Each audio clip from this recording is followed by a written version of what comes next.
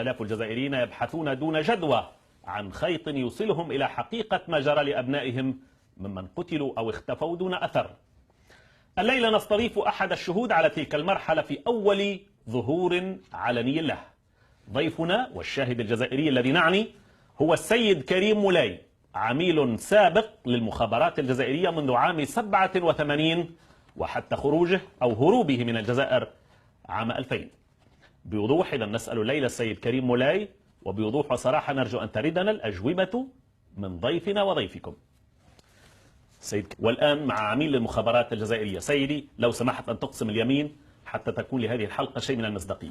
أقسم اليمين أنني أقول الحق كل الحق أمام الله وأمام الشعب الجزائري. 7 مدنيين قتلوا رميا بالرصاص في زيرالدا في الطريق السريع، على جانب الطريق السريع. مدنيين 7 مدنيين قتلوا في الطريق السريع في زيرالدا. طب لماذا قتلوا مدنيين هكذا؟ أنت كنت ماذا تفعل هناك؟ أنا كنت معهم. مع القتلة؟ أنا كنت معهم. هل كانوا ملثمين؟ كانوا أولا ذهبنا إلى حانة في حسن داي وسكرتم هناك حتى الثمالة. exactly. وأنت منهم طبعا. نعم أنا أقول التاريخ يعني. واحد نعم. وبعدين قالوا يلا نمشي. أنا ما كنت على علم بالله رايحين يدير يعني زي ما قلت من قبل، مرات يتكلموا يقولوا راح نديروا، مرات آخر لحظة. ومشينا ونحاول كل شيء ولثموا. كانوا يتلثمون؟ كانت اللحاة موجودة في السيارة؟ نعم كانت عندهم أشياء في السيارات دائما، أجهزة في السيارات كان أشياء. لحية؟ لا كل شيء، بناطيل قصيرة؟ كل شيء قمصان ومرات. هذا كلام دقيق للتاريخ هذا تقول؟ للتاريخ طبعا من يشاهدهم يقول هؤلاء إسلاميون. هذه صارت أمام أعيني يعني مش واحد قالها لي ولا. ثم خرجوا من السيارة، خرجوا السيارة على المدنيين وحبسوا السيارتين، خرجوا الناس،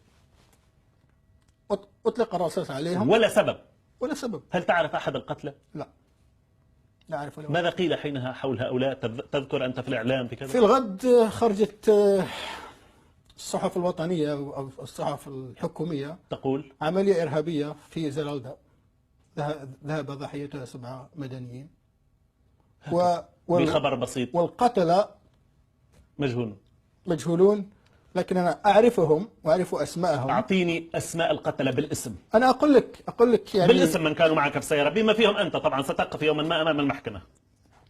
لا أنا سوف أقف أمام المحكمة إذا حكموا الناس الذين قتلوا. يعطيني أسماء القتلة لأننا مضطرين نتوقف في الفاصل. أسماء القتلة بالاسم. أولا الضابط عباس. عباس هذا الذي عباس كان معك؟ نعم. كان أيضا تازير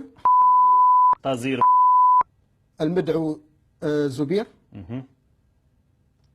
وأيضا حسان،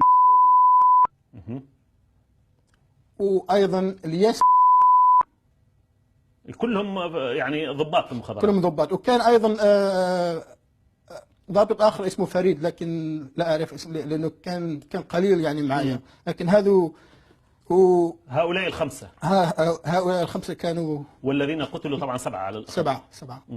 7 لأن هؤلاء سيد كريم.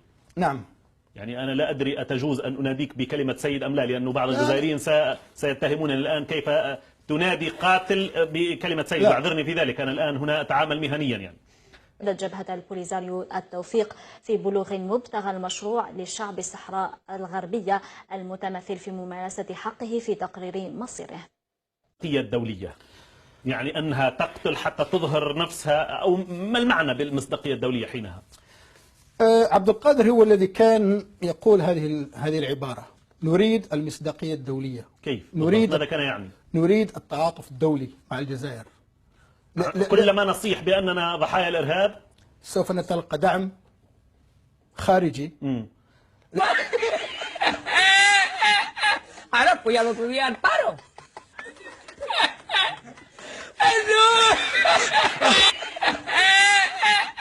Ahora pues ya lo subí al paro.